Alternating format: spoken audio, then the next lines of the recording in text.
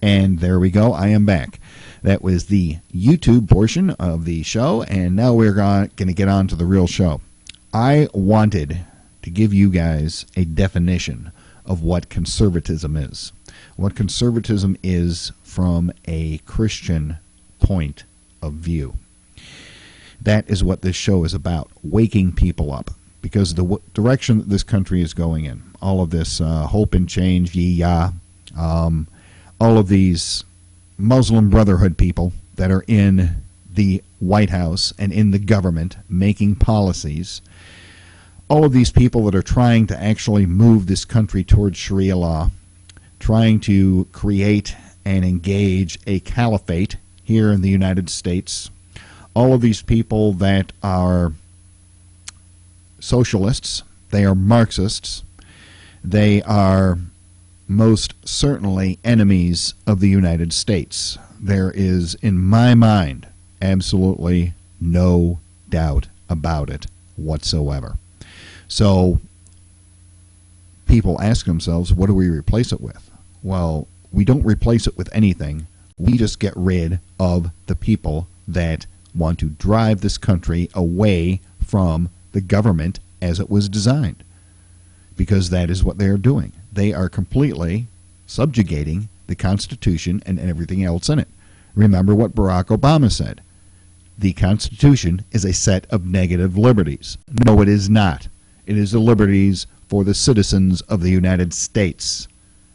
It is the rules set down by the Founding Fathers about how this country will operate. If you want to change it, if you want to have a different system, there's plenty of countries that are communistic and, well, banana republics that you can go and take over. Maybe Hugo Chavez is looking for a replacement. Who knows? Go someplace else. This isn't the way this country operates. Now, let's talk about what conservatism is. These days, Republicans, they are trying to redefine it as Democrat light because they think the situations today are different than what they were in the 80s when Ronald Reagan was president. He was a definition of conservatism. And of course, we have to adapt with those new policies.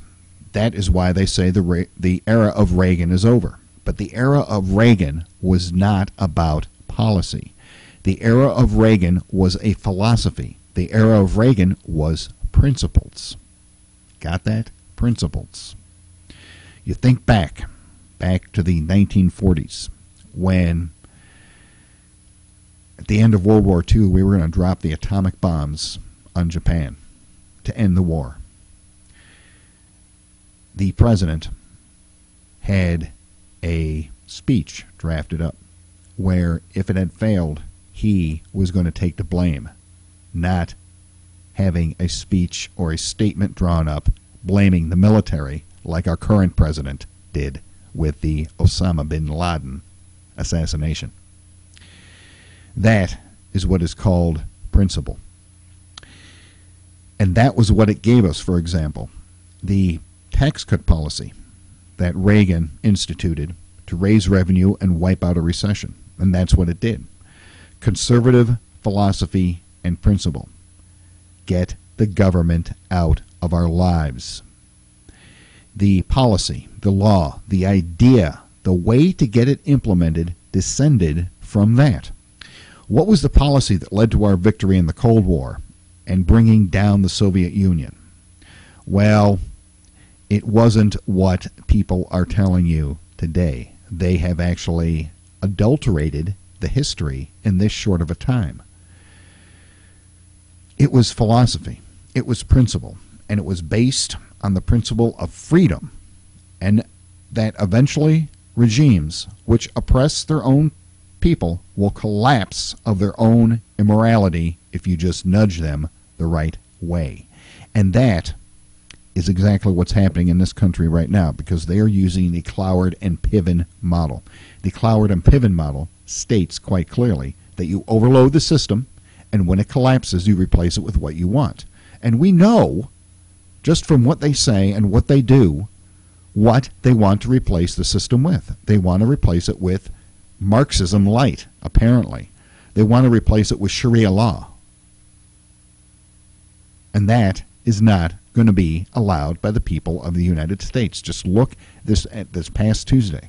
The people are getting up and they're saying, no way, you idiots. And the thing is, to win the Cold War, we didn't have to fire a shot.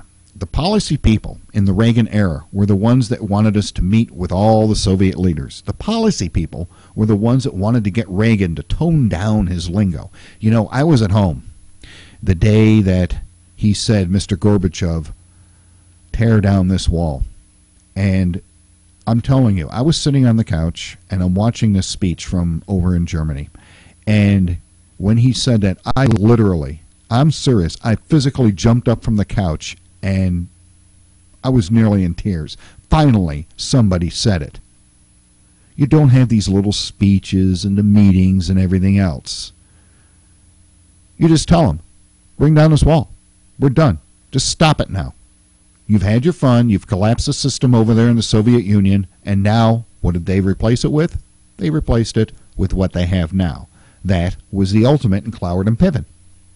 That's what Cloward and Piven is.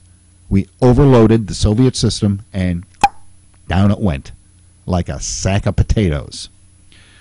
Like a friend of mine that used to play professional hockey, Dave Shand, used to say, they woke up looking at the lights when we were done with them. The policy people were the ones that wanted Reagan to tone down the lingo. The policy people were the ones that wanted to get into the minutia and write all this gobbledygook that would then form legislation or party platforms that would lay out our position on how to defeat the Soviets. Well, before you do that, you've got to have a philosophy and a set of principles to guide you. Our principles and our philosophy stood side by side. The two of them were intermeshed, intermingled. The policies create themselves. And the policies, as I said, descend from several principles. Freedom, the founding, the preamble to the Declaration of Independence, life, liberty, and the pursuit of happiness. It's amazing the policies you can write if those are your principles. It's like the amazing ideas you can come up with if you just stick with the Constitution and run the government, viewing the Constitution not as a set of negative liberties, but as a set of positive liberties, because you are there as servants of the citizens. The citizens are not there as servants of the government, and that is what has happened in this country. Now let's take welfare reform. Where did that policy come from? There may have been people working deep down in the government someplace, some bureaucrat someplace, with their sleeves rolled up, working on the intricacies of the operation and how to implement, to how to tell the states what to do, instead of the way it's supposed to be, where the states tell the federal government what to do. But the concept was, in the Reagan administration, that we are destroying lives with the welfare system. Look at this country today. Look at the labor participation rate. It is abysmal. There are so many millions of people right now that have just plain stopped looking for work because we have ruined the economy. We have ruined the economy simply because we voted on a platitude. Somebody came along, gave us a platitude, and we voted for him, and that's what we have right now. Remember, the president's opponents were exactly right. The presidency, the office of the presidency, is no place for on-the-job training, and that is apparently what he's doing now. And he'd like to do it for another 4, 8, 12, or maybe even 16 years. Who knows? The concept that they worked on back then in the 80s was that we are ruining lives with welfare. We said, they said, and I was alive at that time. You might not have been. You might have been a little kid. You might not even been born yet. It always strikes me that I was in my 20s when Reagan was in office, and it was the second presidential election I ever voted in. The second one. The first one I voted for Jerry Ford because Jimmy Carter, well, you could tell that guy was a catastrophe on 2 feet. At any rate, I voted for Reagan. For me, it was a no-brainer. I don't even remember who the hell was running against him. Some idiot, apparently, since I don't remember who it was that was running against him. But when he was running for president, you have to remember that we didn't have the internet. We didn't have Fox. We didn't have MSNBC. I think CNN might have been around back then. Basically, nobody had cable. All you had was ABC, CBS, and NBC. Reagan, what he did is, instead of letting the media dictate the story, what we hear and what we see, he went directly to the people. He came to us and he said, look, this is what I'm going to do. If you want to know who Ronald Reagan was and what conservatism really is, what Christian-based conservatism really is, go look at his Barry Goldwater convention speech. Go look at that speech. Listen to some of his speeches. And you will know the man was, I hate to keep going on about Reagan, but he was a pure genius when it comes to conservatism. Anyways, back to what I was saying. We're destroying, the policymakers back then, they said, we're destroying lives with welfare. We have to get people back to work. We're going to get them off of welfare. And listen to this, because this is extremely important.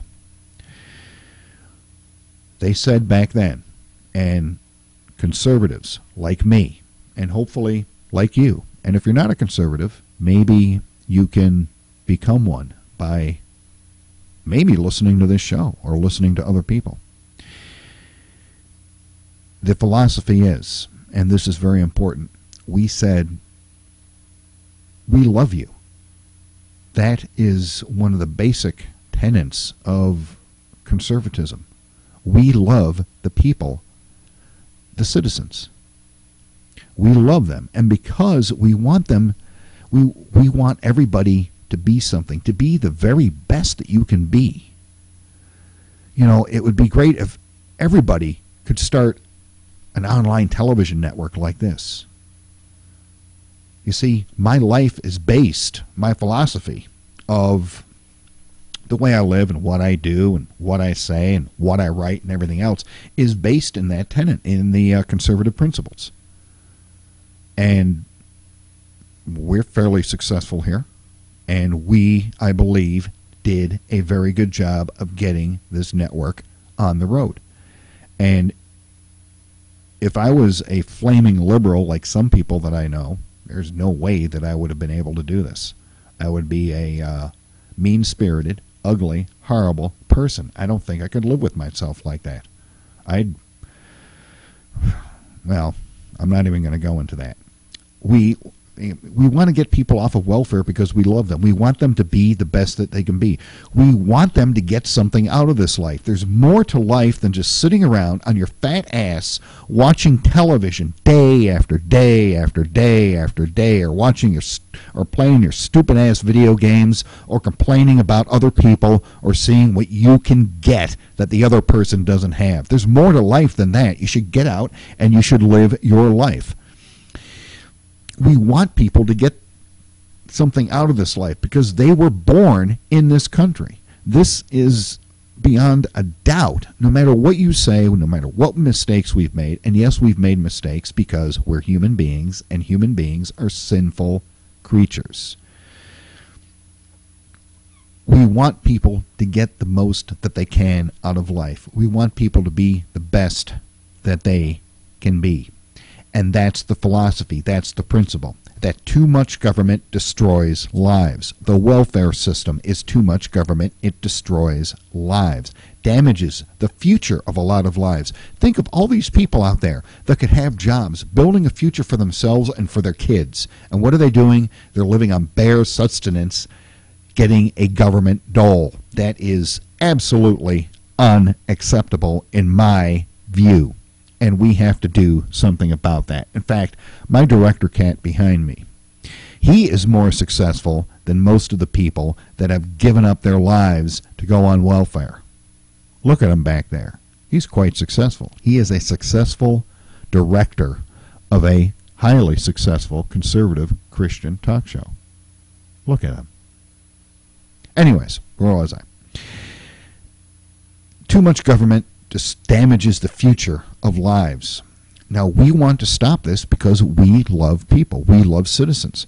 Before we get to this point, did any of you out there object to welfare on humanitarian grounds, that it is destructive of families and people? Did you need somebody to explain a policy to you before you understood that welfare was bad? Conservatives don't need that explained to them. The most welfare should be is a temporary handout for people that are struggling right now. That's what welfare should be, not a way to make a living. Or was it just instinctive?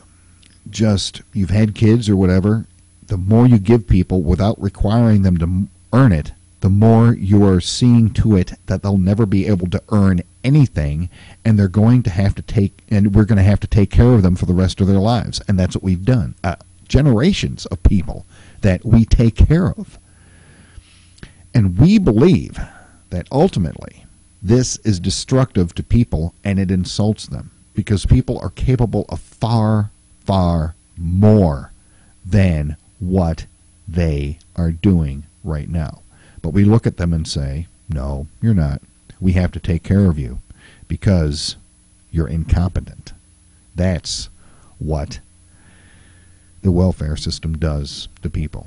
Tells them, you're incompetent. Sorry, we're going to have to take care of you. We'll make the rules. We'll tell you what you have to do. We'll tell you when you have to do it and how you have to do it. And that is just plain wrong. And that is what conservatism is about. And that is the antithesis, the exact opposite of what this administration is doing right now. And it is just plain wrong, and we have to stop it. Now, you might say, okay, well, we'll go and vote in November. We'll get Romney in there, or maybe Ron Paul, like that's going to happen. We'll get Romney in there, and everything's going to be better. No, that's just a start. You have to remember, we've had 30 years of a downward spiral in this country. And it's going to take another 30 years to get back up out of the hole that we've dug ourselves. And that's what it is. It's a hole that we've dug ourselves. And we better pray to God that this entire system doesn't collapse before that happens. And that is about a half an hour longer than I wanted to make that commentary. But once I get wound up, that's exactly what happens. Let's take a look at some highly entertaining headlines. Let me see here. Now, last night, you see, folks, for those of you that may have been watching last night and are watching again tonight, you're thinking to yourselves, Bill, you're kind of repeating what you said last night. Well, yes, I am. That's because the video server was so bad last night. When I looked at the recordings of the show, it was like this.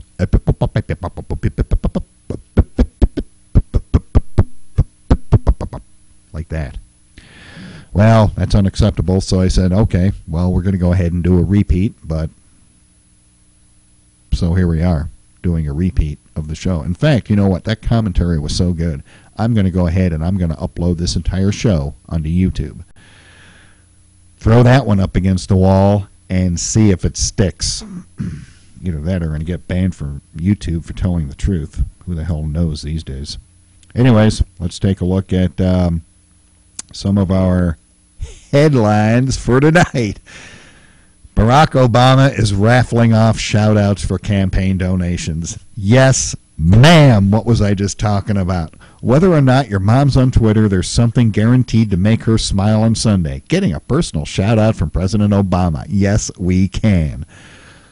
From now until Thursday at midnight, thank God it's going to be over in a little while. You have a chance to win that for your mom or a special mother in your life. Just get 5 or more donations to your grassroots fundraising page to automatically put yourself in the running. That's right. If your name is drawn, the president will send your mom a special Mother's Day tweet.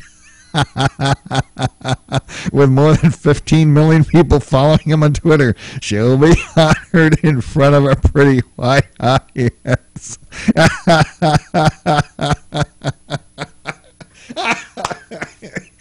That crap gets funnier and funnier the more often I read it. Getting a tweet from the president. That's how far we've fallen as a country.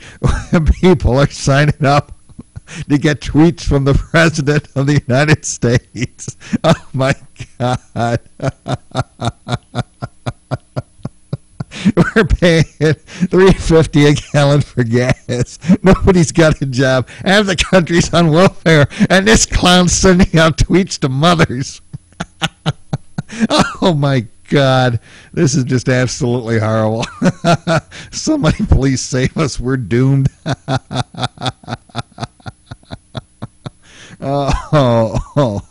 Anyways, let's see if we can do a little bit more work for getting banned on YouTube there. Here we go. This is sent to me by a friend of mine. Dated May 4th, 2012. This is by Douglas J. Hagman from the Hagman Investigative Services Incorporated Northeast Intelligence Network. And here's his bullet points about what he thinks is going to be happening here in the United States. Hang on.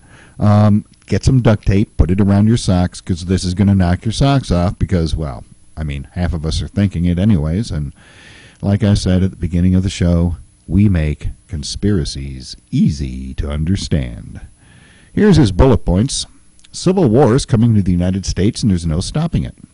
The Department of Homeland Security is prepping for economic collapse, and money will be worthless. Never have seen it this bad. Everyone is talking about what they personally will do. Department of Homeland Security brass don't care and are conducting overt actions in plain sight. Most incoming troops are not for training, but as part of a larger force. All know Barack Hussein Obama is constitutionally illegitimate. I don't know if I agree with that or not. All in Congress know this, and their families are being threatened to keep them quiet. Now, wait a minute. Now that, I am afraid that I have to break in here. That is not the opinion of Saline Entertainment Television Group, LLC, me, Bill Zam, or the cat. Where the hell did the cat go? Oh, there he is over there. He's doing his director cat stuff over there. That is not the opinion of anybody on this show. And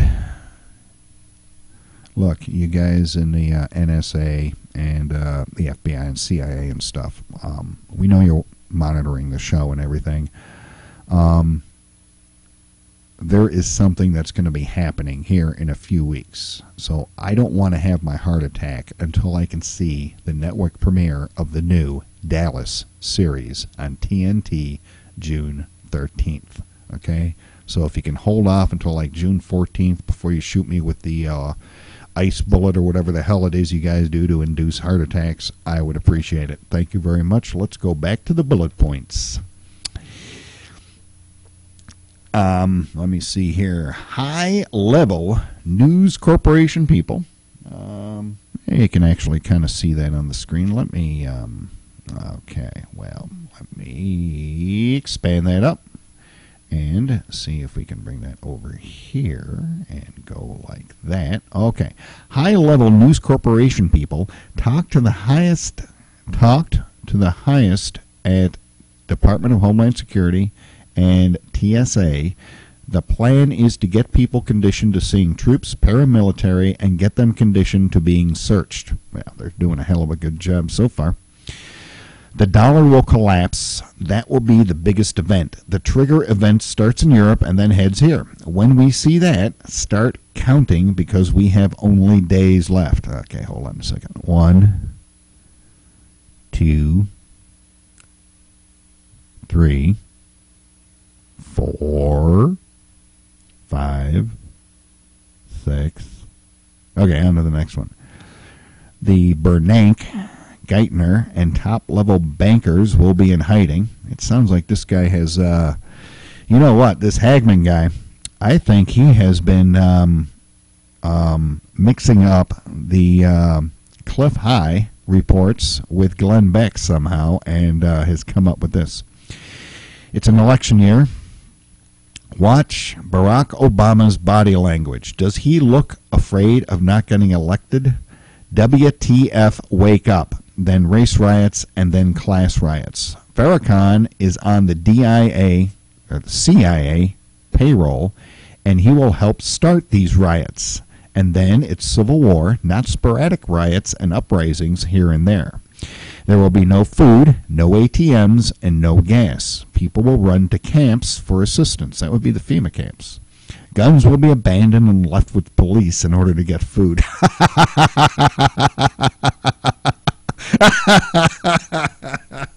Yeah, apparently it's comedy night. Here I'm surrounded by idiots. Maybe they're going to turn in their guns just so they can get food. Apparently this clown has forgotten to use guns to get food. Because you see there's like deer running around all over the place, and there's other animals that are food animals, you see, because, you know, I don't know if you know this, but the meat that you eat, it comes from animals. A lot of people don't know that, apparently. Here's an aside for you. Did you know that during the Great Depression, food was so scarce for people because we didn't have your Myers Thrifty Acres and your Walmarts and everything else? And excuse me, I'm kind of thirsty right now.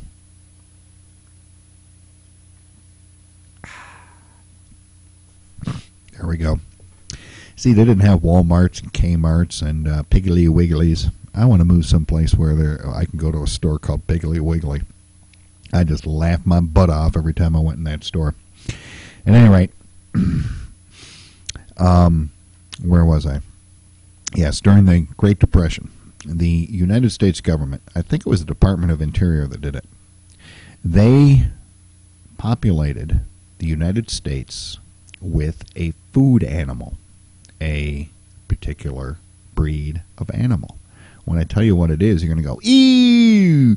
But they seeded the entire country from coast to coast, from Maine to California, from Oregon to Florida, with these animals. And that's why we see the animals that I'm going to tell you what they are in a second, because they are native to the Appalachian Mountains. They weren't all over the United States until the Great Depression. They are essentially an invasive species, and that is the average lowly possum. They seeded the country with these so that people would have a food animal to hunt, because back then the deer herds weren't as massive as they are now. Here in the state of Michigan, you can, oh, hell, I can go out the back door in the TV studios here and shoot a couple of deer any night that I want to. That's how plentiful deer are, and we are in a relatively urban area. There are believe me, there are food animals all over the place for people to eat. You don't need to hand in your guns just to get a can of soup. I mean, good God. Grab a clue. Okay, let's go back to this list. I'm about ready to throw this list right out the door right now. Barack Obama and the Bernanke are behind every stupid economic move. Yeah, and what's your point? Something with Chinese troops here, but the Chinese debt to be called in, 5.5 trillion total, as a matter of fact. You might have heard about this. The Federal Reserve has actually approved Chinese banks to operate, communist Chinese banks to operate and take over United States banks. Hold on a second here. Let's go ahead and this might actually be on the Drudge Report. Let's hang on a second here. You can here, I'll let you guys watch and see what I'm doing on the screen here, so you can see how great minds work. Here we go. We're going to go over here to the Drudge Report. And how do you like that? It's already in the address bar, and here we go. And reload this page. Hold on a second. We're waiting for the Drudge Report to come up. And there we go. Sorry, boss. Oh, look, there's Captain Hairplug with the boss. And I see George Clooney raise some money. Oh, God, I got to get out of this site before I start. Let me see here. United States shoots down missile with new interceptor. Hold on a minute here. I'm going to go let me see here. We're going to go down here like this. Whooping cough epidemic declared in Washington. I'm going to cancel that. Hopefully we're still broadcasting.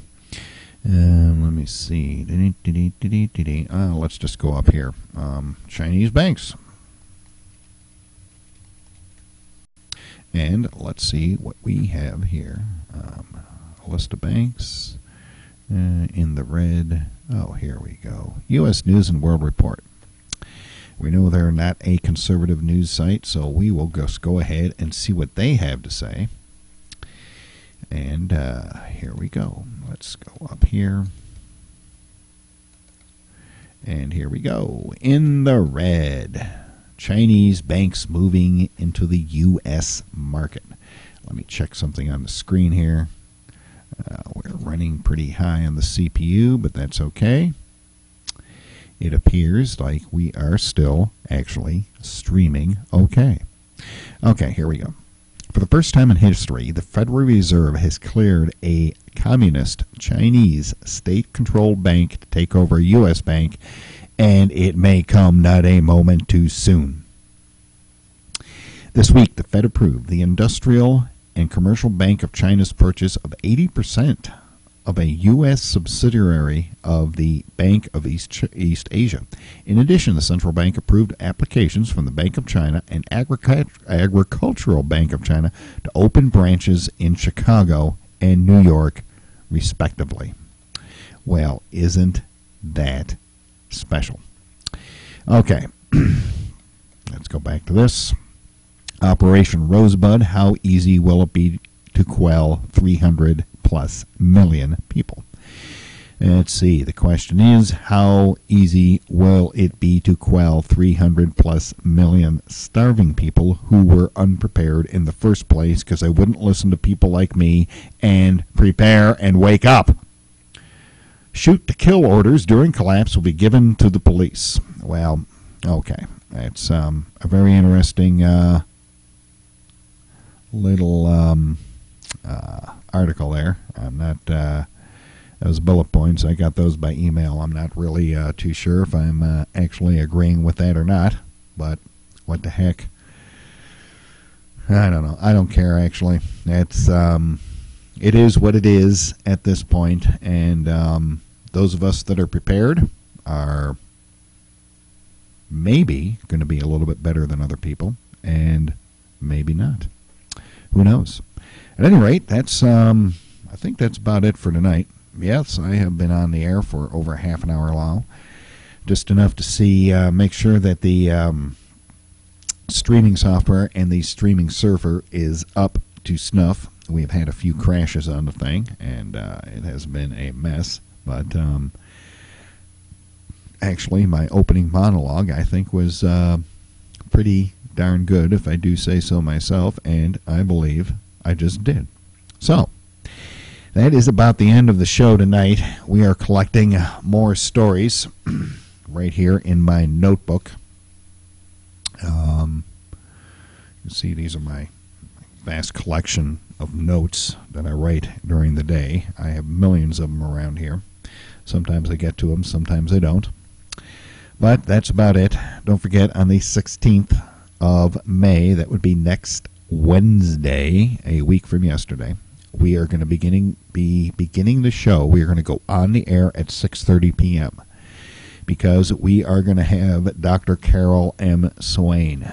a conservative university professor.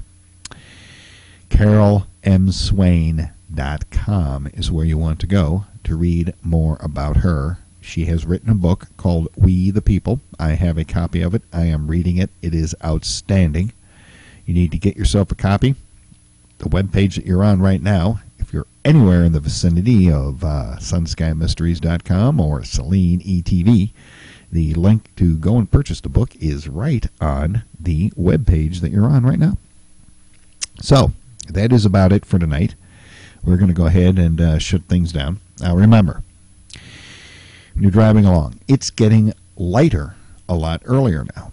And, well, that's a good thing because it's also getting darker later because that's what happens this time of the year as we get towards summertime. Now, this time of the year, everybody's got spring fever. They want to get outside. They want to play. Kids are tired of going to school, and I don't blame them because I'm tired of going to work. I'd love to get a summer vacation. But the kids, they don't have their mind on what they're doing because they're well, first of all, they're kids, and second of all, they just want to get on to summer vacation, which is going to be starting very soon for a lot of them. So they're on their way to school and everything, and you're on your way to work, and you're driving along, just driving along, hopefully paying attention. As you come up to your stop signs, your intersections, and your stop lights, you need to be careful because these kids, with their heads in the clouds, thinking about what they're going to do on summer vacation and how how many days they have left going to school, they're not paying attention when they're crossing the street. So it is your job to watch out for them. Because remember, when a car hits a car, that's called an accident. But when a car hits a child, that is called a tragedy. And we want to avoid as many tragedies as possible.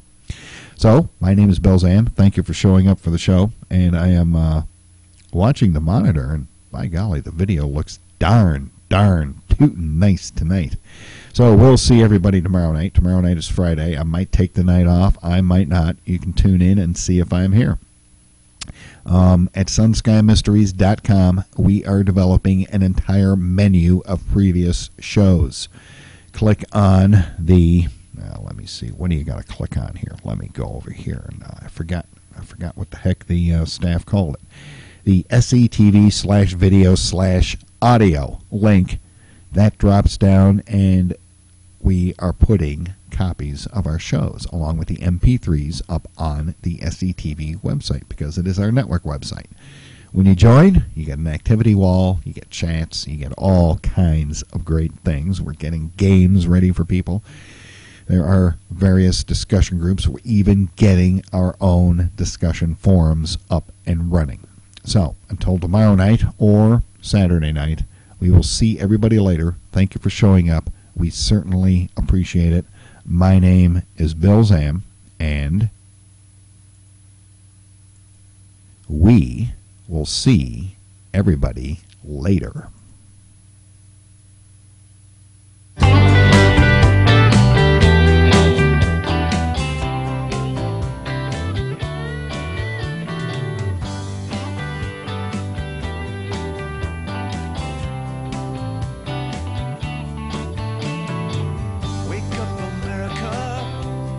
Something must be done.